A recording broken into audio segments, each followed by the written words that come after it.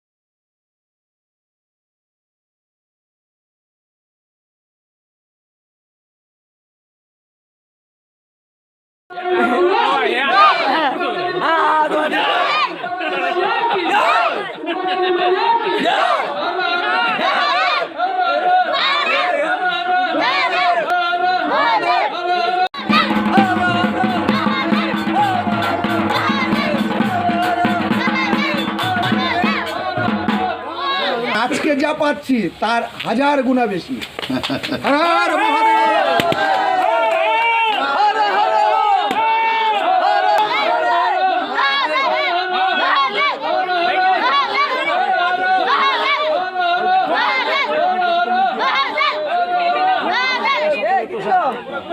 সকলে প্রসাদ দিতে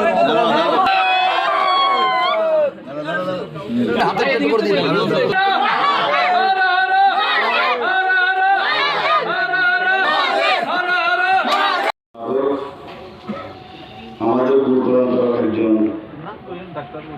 সদস্য এবং সংগঠনের একজন প্রতিনিধি, যে কিনা আমার এই কৃপাপাত্র শিষ্য